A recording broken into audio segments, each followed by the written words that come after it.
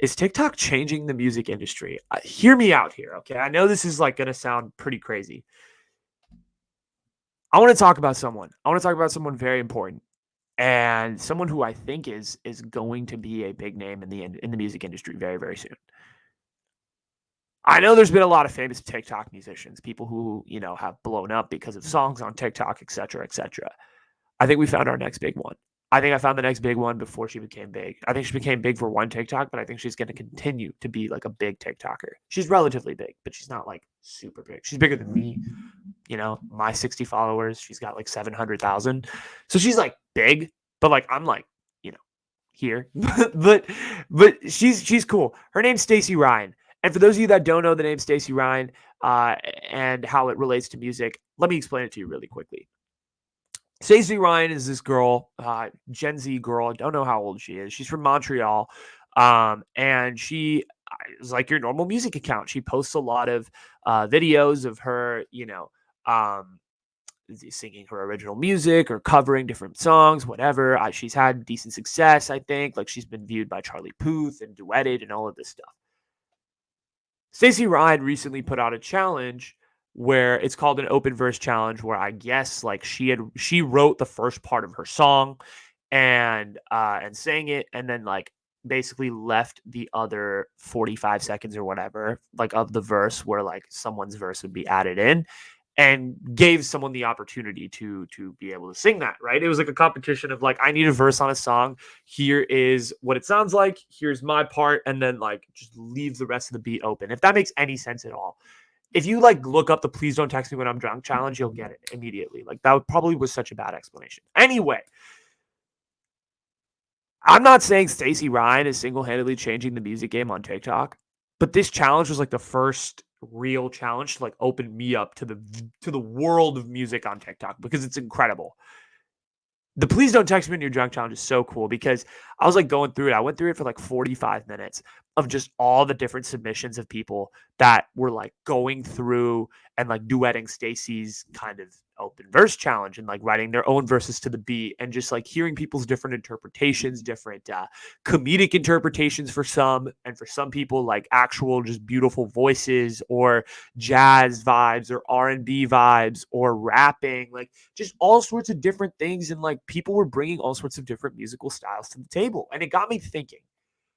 I was like, TikTok's going to change the music industry because for one very simple fact, and that's because of the fact that you can suddenly take one of your favorite artists, whatever, songs, and or if they have a duet challenge, like you can take their song and just duet them.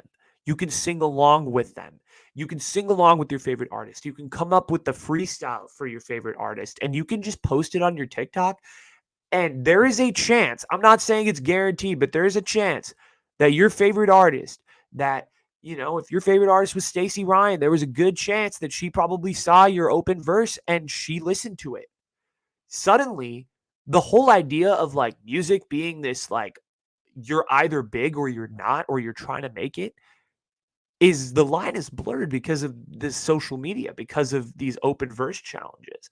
I mean, look at like Charlie Puth, for example, is a really good example of this because Charlie Puth's up on TikTok. And he's pretty active and he posts a lot of different videos of him like making music based on different sounds and various different things. And he also duets fans. So he's like, a big musician. Like he's had a lot of really big songs that have, gone off and been really popular. And he duets fans and does song challenges, kind of like what Stacey Ryan did with the Please Don't Text Me When You're Drunk. And Charlie Puth does this on a pretty regular basis. And so, like, if you're a fan, actually, Stacey Ryan, funny freaking story. I think Stacey Ryan was recording a song and Charlie Puth duetted her. And so, like, they basically made music over the course of this app. It just blows my mind how social media is creating these collaborations that you never thought were possible, right? This freaking 18-year-old girl in Montreal and megastar Charlie Puth can all of a sudden become like co-collaborators on a song and release it to the public. Like, what the hell? That's crazy to me. I feel like that has never existed within our society ever, right? Another example of a song that was created on TikTok, ABCD FU or whatever it's called by Gail, right? She was literally like, I have no inspiration for music. Can someone in the comments like give me something? And someone like wrote some shit about how you should sing a song about the ABCs, and like boom, it sparked this moment of inspiration. And I've heard that there's like conspiracy theories behind like who wrote that comment, and like it could have been the president of Capitol Records and all of this shit. I don't know. Okay. But like that's kind of cool that like fans now and like people can collaborate with musicians, and it's no longer this world of like closed doors and open doors, but more so like anyone can see anyone. Like for all you know, Charlie D'Amelio could watch this video right now, and 3 days from now, I could be popular. That's probably not going to happen. But the fact that the true future of collaboration lies within social media. I mean, music is democratized. It's going to be democratized at this point. If this duetting continues, if Beyonce one day decides to get a TikTok and posts a freaking verse challenge, and someone freestyles to it and it goes really viral and Beyonce sees it and they start collaborating, like boom, your career. Like it's the way that things are, it's a game changer. This TikTok, like these open verse challenges, these beat challenges on TikTok, like pushing other musicians to like get better. Like this is the future of music. It's right here on this app. And like everyone calls it, oh, it's the cancerous app where people just do dances. No, you're seeing it right here. I mean, you literally are having famous artists, Charlie Puths of the world, Jason Derulo's duet fans who are rappers, producers. I mean, it's game changing, and it's obvious. It's not happening on like a huge level, right? It's happening with a couple of artists here and there, and it's happening kind of on a, right now, at least in 2022, it's not happening on this like super regular basis where like everyone is duetting everyone, and it's like this pure democratization of everything. No, but it could, like there was this stand-up like I'm giving another example of like how a duet could be kind of cool. There was this stand-up comedian who did a set on this actress Allison Stoner. I don't know if you know who that is. She was in Cheaper by the Dozen, but he did a whole set on her, and I don't know if he tagged her or what, or or the set went kind of viral, I think, and she just saw the set and she duetted her reaction to it, and like that must have been mind fucking blowing for that guy, right? Like who was just wrote a set about how he had a crush on Allison Stoner. And suddenly she saw it on TikTok and it was like, boom. Like, that's crazy. That's crazy to me that like any celebrity can see anything at any moment. And this is the social media era we live in, right? It's truly a new era. And I think it doesn't only apply to music, but it applies to like the whole anything that requires collaboration. Social media is like giving you that opportunity. It's no longer like you have to know someone who knows someone, but it's more so like, fuck it, I'm gonna put my shit out on social media and someone might see it and it might lead to something. I'm not saying it's gonna happen on the first try. For Stacey Ryan, it probably took 100 of these duets to like really get it popping, and then like, what, please don't text me when you're drunk, just got off, right? I don't know her story, I really don't, but like it's something like that. You never know who's going to see you on the internet. It's the truth. You never know who's seen you on the internet, which is also kind of creepy, but like, we can get into the dark side of the internet later.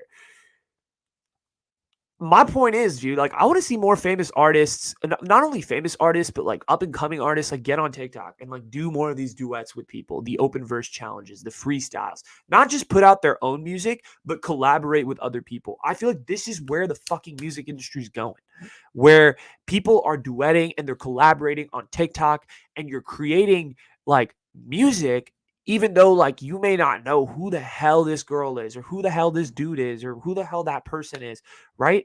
And it's shifting the way that like everything is being thought. I mean, you look at the way, like I've talked about it with entertainment. You look at Disney, you look at Netflix, you look at the way that the Hollywood used to be ruled by the studios. They used to be ruled by Warner Brothers, and Warner Brothers would pick the specific actors that would be in the films, right? You look at the way music was formed, right? There would be specific rappers that would make it big and have these huge record deals and contracts and be the stars of the industry, and everybody else was a starving artist. And now, like in 2022, the internet and social media, I preach this.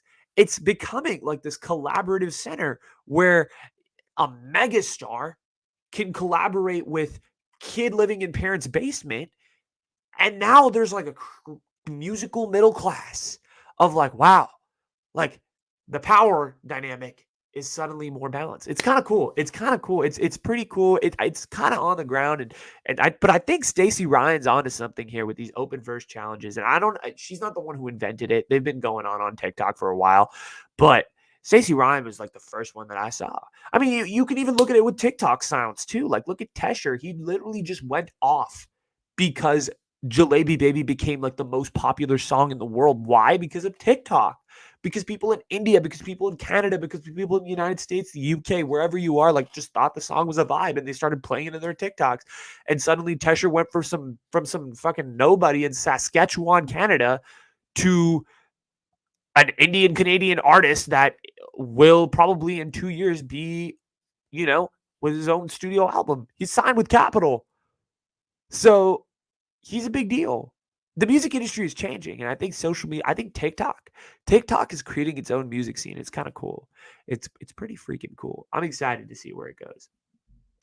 But yeah, that's my little spiel about TikTok and music. I know it was long.